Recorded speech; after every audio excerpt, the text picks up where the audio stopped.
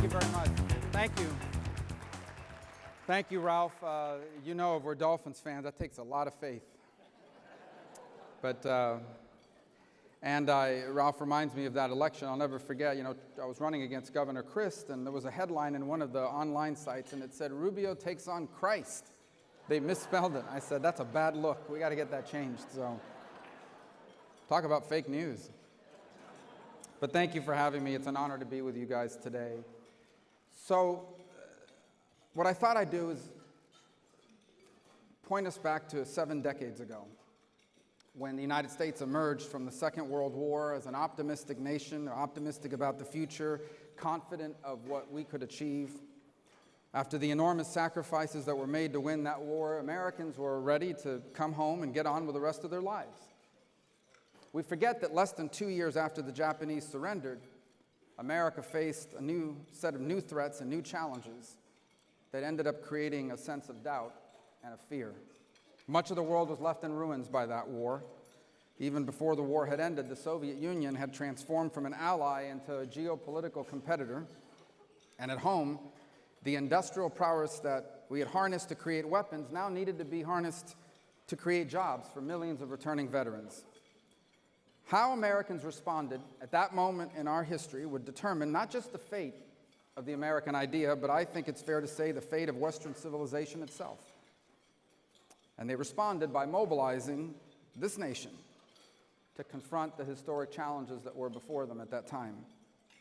Now, the federal government played a key part in that. The GI Bill helped many returning veterans go to college and enter the workforce. The interstate highway system created access to Sunbelt cities and suburbs.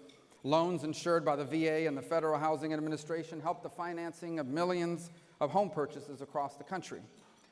But the most important move made by the federal government was dramatically cutting spending and taxes and even ending price controls and rationing, and the result was an over 200% increase in private investment. The federal government, by the way, at that time also mobilized by helping rebuild the nations that had been destroyed by the war. And they created the International Monetary Fund and the World Bank, and the result was the emergence of foreign markets for the products that America was making, traded in an international economy that played by the rules that America helped write. Perhaps the best-known phenomena of this period involved not government, it involved the family. The number of marriages after the war skyrocketed, while divorce rates remained very low. People got married younger, and they stayed married longer. And those marriages produced what came to be known as the baby boom, in which 75 million new Americans were born from 1946 to 1964. And these new families were deeply engaged in the life of their communities. They formed and joined churches and Elks Clubs and bowling leagues and the PTA, and they didn't do it just to socialize, but to support causes and to support one another. And while America at that time remained a nation still haunted by racism, sexism, other forms of inequality, there seemed and there was a unifying and shared belief, even among those who themselves were not fully benefiting from the promise of this land quite yet. There was a shared and unifying belief that America was a great and a special country whose commitment to limited government and free enterprise and liberty and justice were worth preserving at all costs. And it was this economically prosperous, civically engaged, and deeply patriotic America which rebuilt a world destroyed by war. It put a fellow citizen on the moon, and it confronted, reversed, and defeated Soviet communism. And because they did what needed to be done, that generation of Americans authored what came to be known as the American century.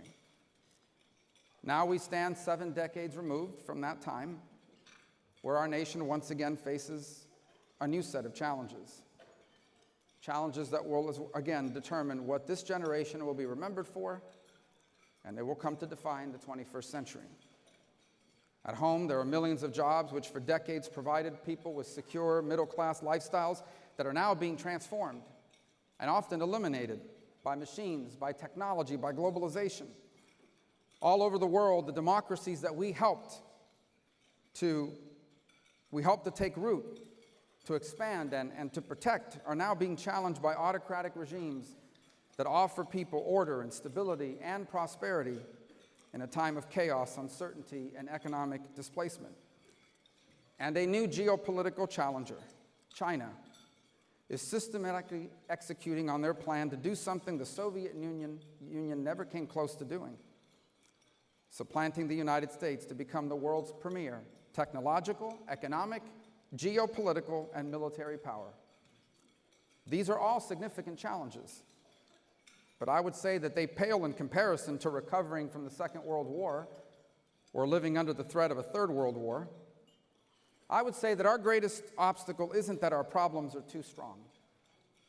Our greatest obstacle right now is that the institutions that make us strong have grown weak, weakened by an economic elitism that has replaced a commitment to the dignity of work with a blind faith in financial markets and that views America as simply an economy instead of a nation, and with a short-sighted view of Americans as consumers whose happiness is solely based on what they can afford to buy, instead of viewing Americans as human beings who seek the pride, the confidence, and the resources that come from a good job.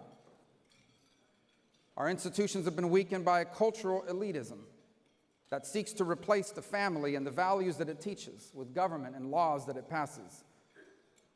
A cultural elitism that mocks and even discriminates against the norms, the customs, the ethics developed over 2,500 years of Western civilization. Weakened by a toxic brew of runaway secularism, irrational partisanship, and a grievance-based identity politics that has eroded the trusts and the norms needed to act together in pursuit of shared goals. This, in turn, has isolated us from one another, and it's left us vulnerable to conspiracy theories, susceptible to the daily cycle of outrage. It's even caused us to stop speaking to family members and longtime friends because of who they voted for. It's weakened us by we are also weakened by the increasing loss of patriotism, a patriotism rooted in the belief that America is an exceptional nation. A strong America can solve any of the problems that we currently face, but we cannot be strong if the pillars of our strength are weak. The first pillar is an economy that's built on the dignity of work. From the farmers who took advantage of the Homestead Act to buy land with their labor, to the factory workers who powered America to victory in the Second World War and then again in the Cold War, Americans have always benefited from a labor market that allowed us to earn high wages and fulfill the American promise that if you work hard and live responsibly, you and your family will have the opportunity to flourish. But today, our economic debate is not built on the dignity of work. Our economic debate is built on a valueless financial self-interest and on a view of Americans as simply consumers. And there are immense consequences to this view. When right and wrong is based entirely and solely on profitability, then there is nothing immoral about shipping jobs overseas or surrendering key American technology and innovation to China. When happiness is measured solely by how much someone can afford to buy, then a check from the government is viewed just as good as a good job. I saw the devastating impact of this kind of thinking firsthand during my campaign for president. I saw it in the factory towns, hollowed out by the companies who shipped those jobs overseas to turn a bigger profit, and where the dignity of work has been replaced by food stamps and disability checks and opioids. In order to make America strong, we must restore the dignity of work as our primary economic goal. Not with the policies which offer the false promise of a universal basic income or a check for doing government work so they can afford to buy more things, and not with the policies based on the false choice of narrow economic growth with redistribution versus narrow economic growth without redistribution. Instead, we need policies that view Americans as human beings who cannot flourish without the sense of accomplishment and pride and sufficiency that comes with a good-paying job. Policies built on the realization that our people need real and productive jobs, jobs that allow them to pour themselves into a task, turn their efforts into productivity, and allow them to use that productivity to invest in themselves, their family, and their communities. Creating these kinds of jobs here will require us to make sure we lead the world in making advanced goods and technologies, which is why, by the way, we cannot allow China to continue to cheat and to steal their way into a position of dominance in these industries. And we need to spur American investments in manufacturing of the future and support American companies when they are helping American workers.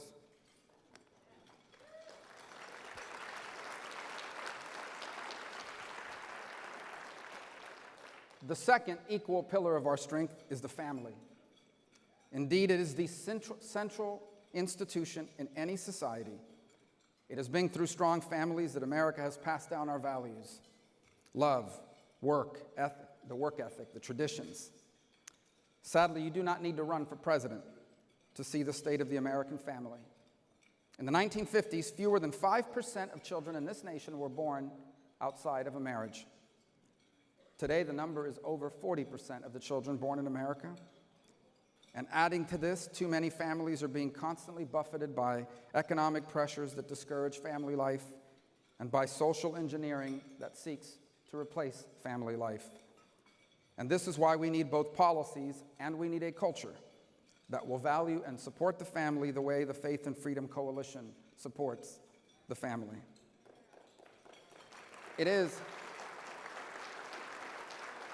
By the way, it is why I so passionately fought, even against some in my own party, to expand the child tax credit as part of tax reform. It's also why I intend to fight just as hard alongside the president, alongside Ivanka Trump, to expand access to paid family leave.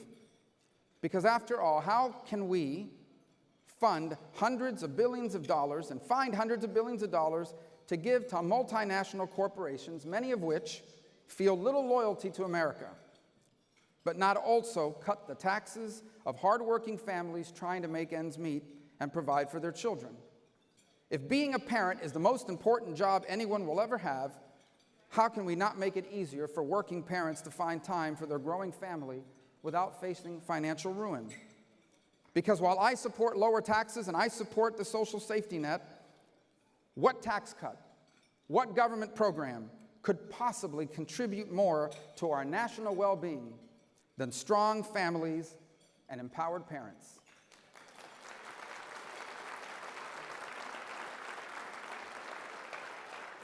The third pillar of our strength is the ability to work together in community. Our churches, neighborhoods, schools, sports leagues, especially when my son's youth football team beats the neighbors' teams, these are the spaces where each of us live the bulk of our lives. They are where we give and receive love and strength from the people we know best. The very concept of community, social organization separate from the government that values serving one's neighbors, is a strong guard against the radical, you're-on-your-own individualism promoted by our government and by our society over the last 30 years. One good example of how divided and isolated we have become from each other comes from a speech given several months ago by Hillary Clinton in India. She told her foreign audience that she won in the places that represented 2/3 of American economic output, GDP. She called these places the ones that are optimistic, diverse, dynamic, and moving forward. Implicit in that comment is that the rest of the country, the ones who didn't vote for her, are the people who are angry, white, stagnant, and backward thinking. Now I'll say, at least Secretary Clinton openly admitted what is a widely held belief among those who dominate our cultural institutions, such as our universities and show business and the media. But it would be unfair to claim that this isolation and division is only driven from the left. There are many people in positions of influence and authority in finance and business and politics who also subscribe to this flawed logic that being wealthy and being good are the same thing. That's how we have a financial elite that outsources American jobs to countries that do not share our values and views the traditional beliefs of regular Americans as backwards. That's how we have multinational corporations who have no problem chasing a profit in a repressive communist dictatorship like China, but they won't do business in the state of North Carolina. It's how Google won't help develop technology for the American military, but they're willing to partner with Chinese spy companies like Huawei. They have chosen financial self-interest and ideological division over country. Instead of working together in community, our nation increasingly feels like a democracy of the fittest, which pits us against each other on the basis of how much we make and how much can we buy, where we went to school, whether we practice religion, and if so, which one, which race or ethnicity we are, and who we voted for in the last election. And these deep divisions do not just paralyze us from taking action. They're used against us by our international adversaries. It's why, by the way, an authoritarian like Vladimir Putin sought to interfere in elections. His ultimate goal wasn't to elect Donald Trump. His ultimate goal was to weaken us by exploiting our divisions and our bitter politics so that no matter who won the election, we would find it hard to mobilize and take action.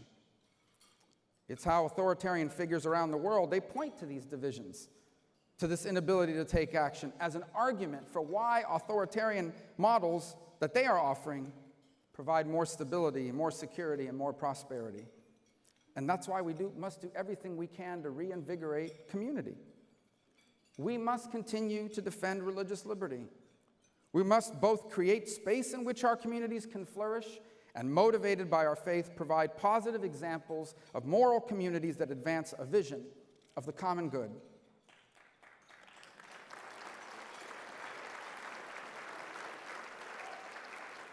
We should continue to support the conscious rights of various faiths and creeds against unlawful infringement. But more than that, we must show with our hands and our feet the good to our country that comes from taking care of our neighbors' kids, from coaching your son's sports team, from volunteering in after-school programs, from feeding the sick and the elderly. The final pillar of our strength is the belief that doing all of this is worth it, because America is a special country. Believing that America is a special country does not require us to ignore the sins of our past. On the contrary, I would say that how we overcame those sins is a testament to how special our nation truly is. And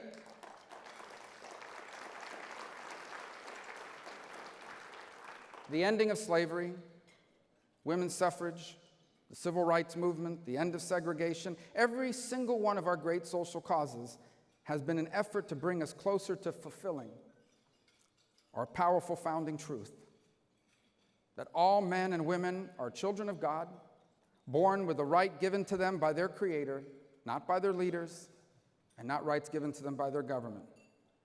This is what, by the way, what made the American Revolution so unique. It was a revolution that sought not to establish a home for a people bound together by a common blood or a common soil. It sought, rather, to establish a home for a people united in a quest to protect and preserve our God-given rights.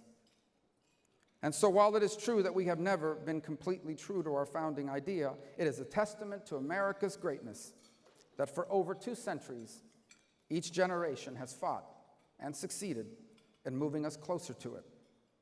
And that is why pledging allegiance to our flag or standing for our national anthem, it is not about ignoring what our nation has gotten wrong. It is about honoring a 253-year-old revolution that continues to this day.